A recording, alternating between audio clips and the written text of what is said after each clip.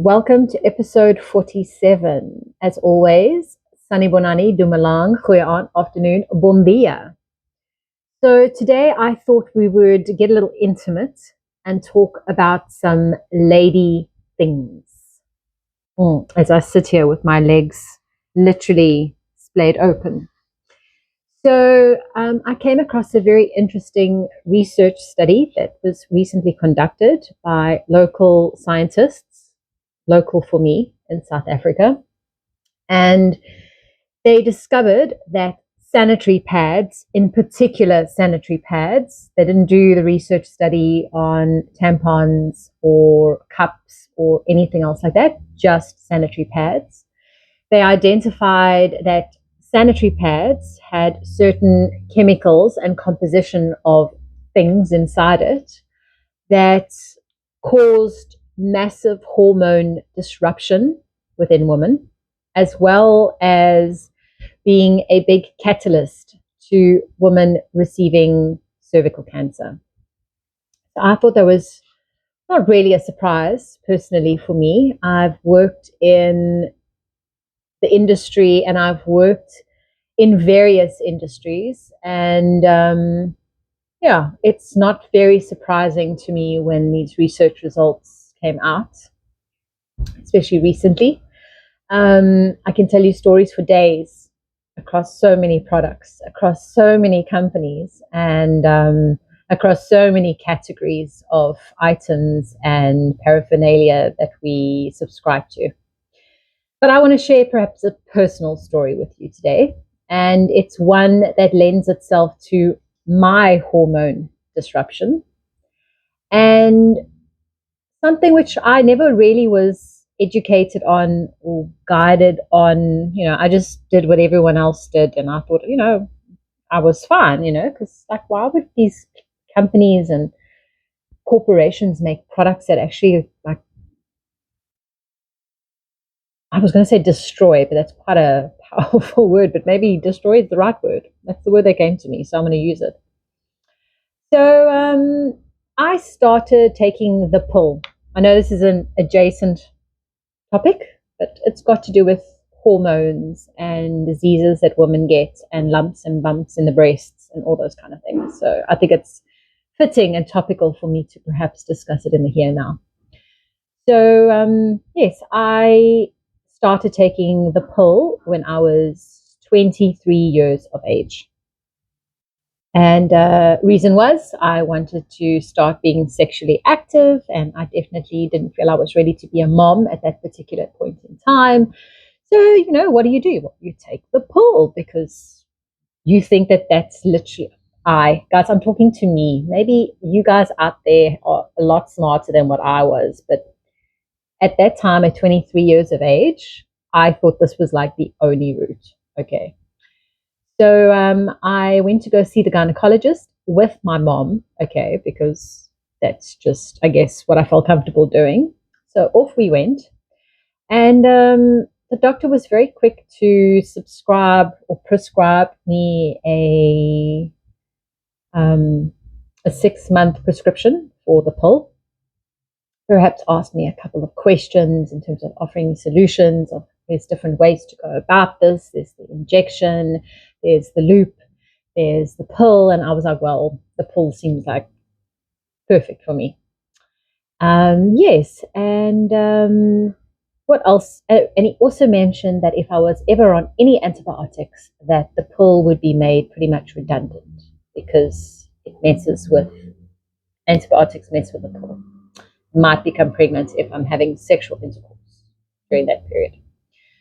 So I guess I was very naive because here I was 23 and I didn't really even fully understand how the cycle worked. I was like, well, you kind of have sex and the probability of you falling pregnant and having a baby is highly probable and likely because, I watch a lot of movies and I watched a lot of sitcoms, and I guess that's what I kind of understood to be the truth.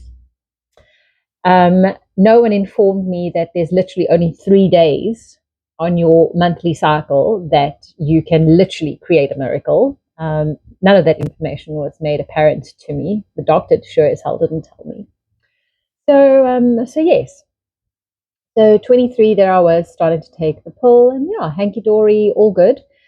Strange things started to happen, like I stopped getting my period as often as I did. Or if I got my period, it was like barely anything, and it was like for a day or two, if anything. Okay. And I felt a little uncomfortable with this. I must be honest, but I guess when you don't know any better, you don't do any better, and you don't find out any better either. So, so yes, I just carried on, I guess, taking the contraception and the pill. I would also at this point in time like to let you know that I was a very, very late bloomer. Okay. I was literally the last girl in my grade to get boobs. I was the last girl in my grade to get my period. So when I got my period at like late 15, 16, I was like, OMG, I'm so excited because now I am a woman. You know what I mean? I was so excited, guys. I never had any issue about getting my period. Everyone was like, oh, it's so gross. Oh. Guys, not for me. I was so fucking ecstatic and elated because I had finally gotten my period. Yeah, a little bit messy, get a bit, mishaps happen and stuff like that. But ultimately, I was super excited to become a woman and get my period personally. Okay. But in my household, there was also no real celebration, or there was no coming of age, as there are so many beautiful ceremonies that I know so many women partake in now with their daughters. And it's just such a blessing. It really, really is. And how the period is held to be so sacred and should be honored, and not something that you should fear or hide away or pretend that you don't even have, right? Um, yes, I guess that's something that I really feel quite passionate about, and I would want to touch on and mention for the context of this video. Um, so yes, I guess I carried on taking the pill until I was ready to become a mom. So 31 arrived, and that's when I felt I was ready to become a mom and stop taking the contraception, the pill. And within literally a month, guys, I felt pregnant. Like literally the next month, I was clearly ripe for the plucking and picking. And I was, yeah, all was good. I've got another video on my birthing video, but for the purpose of this video, let's stay with hormones and the pill, shall we? So yes, I fell pregnant, and then I was on like a pill, but like a milder one, because I was breastfeeding my little guy until he was 2 years old, and I fell pregnant again. But I was on a milder pill just to not fall pregnant during that first year of having my first kid. And then we decided to have a second one a year and a half, well, 2 years after, after I had my first little one. Um, and then I continued to take that same semi pill. I don't know, I can't remember what it's called, but it's if you're breastfeeding, it's a pill specifically for breastfeeding moms. And I took that one until probably a couple of years till I stopped breastfeeding. I fed my second child until he was also 2 years of age. And then my friend actually suggested that I stop taking the pill because I started to do some research on it, and it was just information started coming my way. And she made reference to the loop and sold it to me as if it was this just godsend, and it was just the most amazing thing ever under the sun. So I went and I had the loop inserted in me. I had that loop in me for probably, I can't recall exactly, but it definitely was not more than 6 months. I think it was like 3 to 6 months. And with that thing, I did not get a period at all. Nothing. And I was like, whoa, this feels so unnatural, so not normal. I felt like dirty and contaminated, and I just felt strange. I did not feel comfortable with it inside of me. And I never forget, I went to the same gynecologist that told me I wasn't able to give birth naturally. And he put it in. He did a great job. No discomfort, nothing. Just in it went. And I remember going back to him after 3 or 6 months and being like, dude, I want you to take this thing out. And it was so amazing because at that particular consult that I had with him, I remember telling him that I wanted it out, and he was like, oh, are you planning to have another baby? And I was like, well, no, I just don't want to take any contraception at all. And he was like, oh, well, then you're going to fall pregnant. This is literally what he said to me. There was no discussion about tracking your cycle. There was no discussion about the fact that at that time, there were already apps available for you to literally track your cycle. So it's not even like you needed to use a calendar. You literally had apps on your phone available and accessible at that stage already.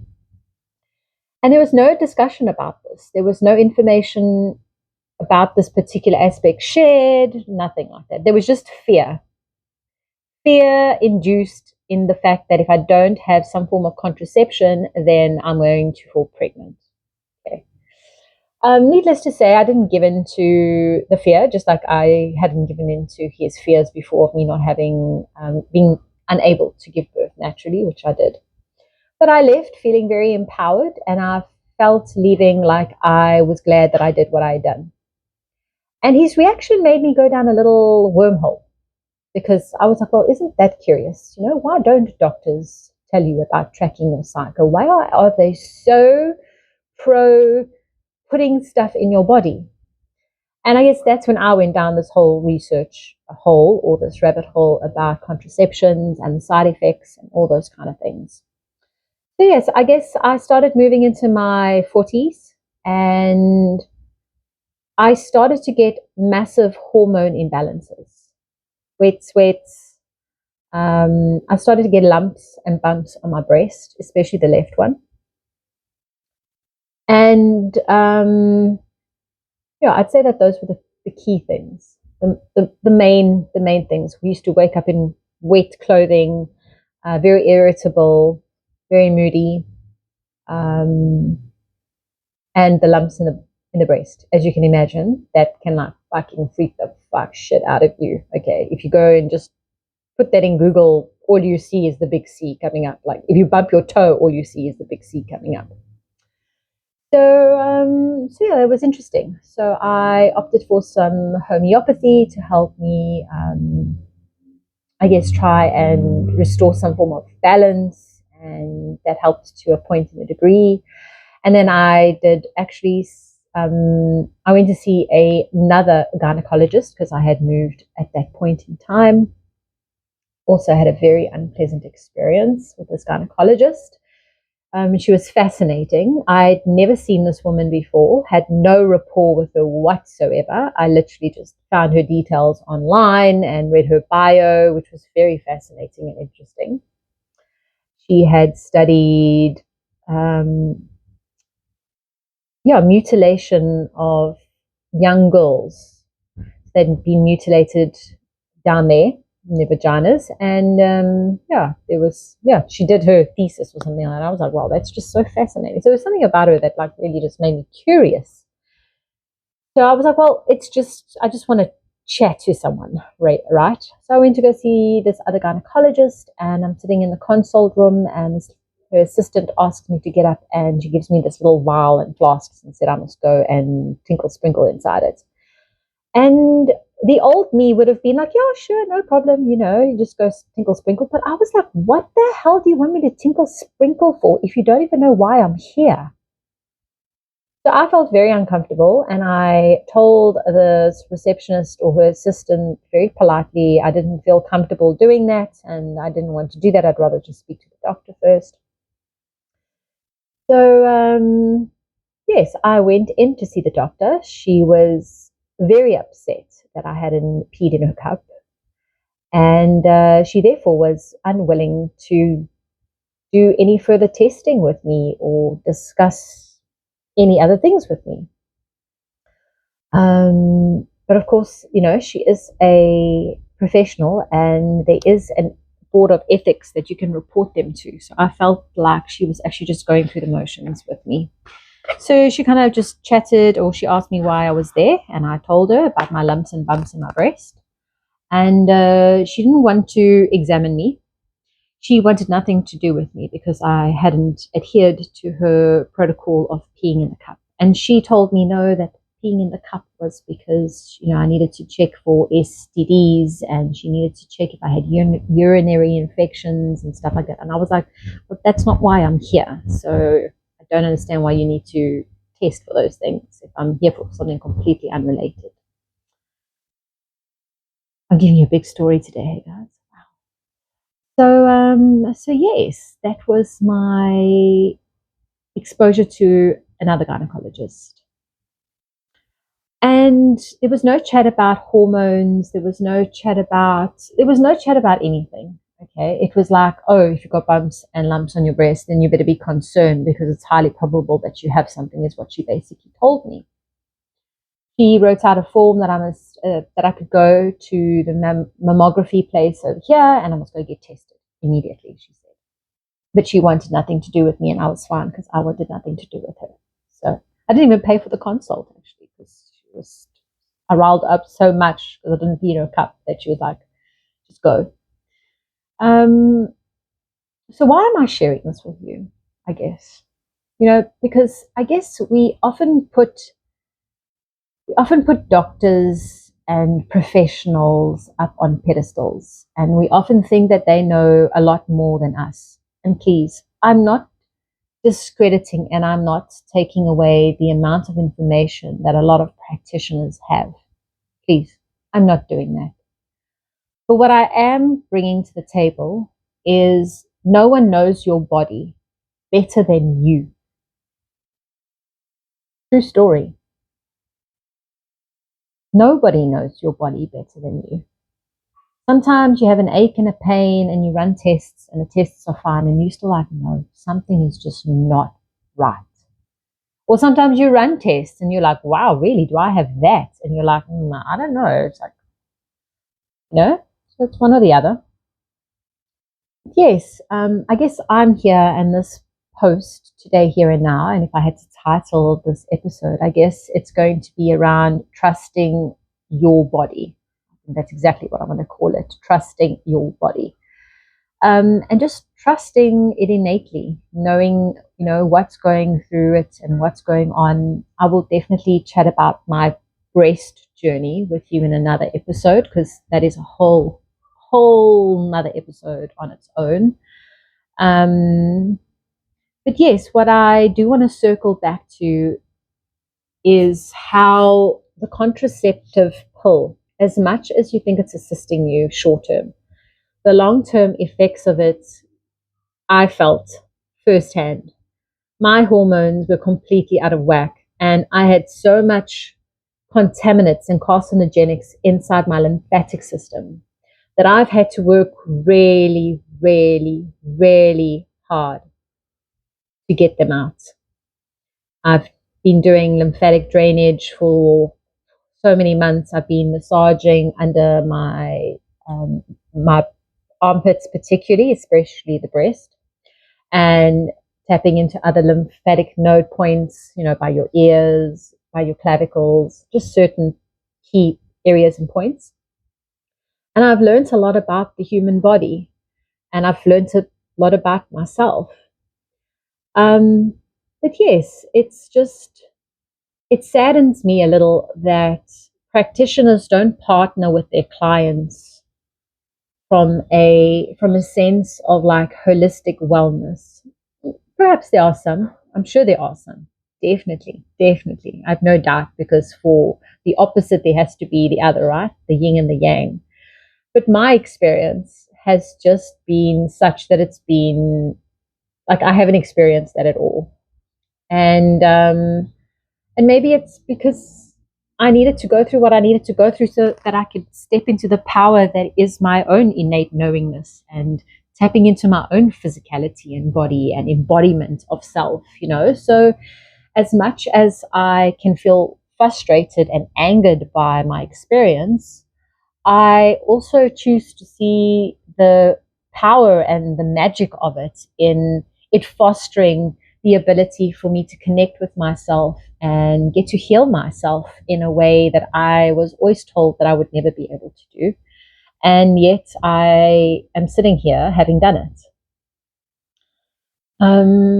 So yes, I guess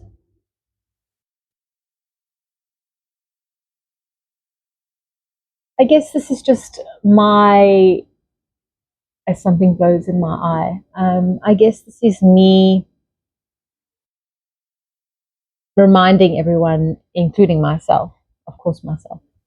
This vlog is ultimately for me. Yes, just a reminder that, not everything that a physician said is the Holy Grail. Be curious, contemplate on it a little bit. See how things resonate within your body around what's being said and around what's being discussed. And, approach it from a perspective of curiosity and inquiry, and not just acceptance that whatever is said is truth and the only truth, because there are many truths. And it's up to you to find a truth that is one that resonates with you and is your truth. So yes, you magical and delicious human, it's 21:28 on the clock as I look up. And in the spirit and sentiment of keeping these videos to under 30 minutes at least, I'd like to remind you of your own magic, your own power, your own vibrancy. And if you are a woman who has come across this, yeah, do your research, be curious, inquire, and go down those rabbit holes that we get shunned, or we get reprimanded, or we get distracted to go down. As always, continue to sow those seeds, allow for the flow and magic of life to find you, so that you may ultimately grow, illuminate, and glow. Until tomorrow's episode 48, stay magical, and I'll see you on the next one.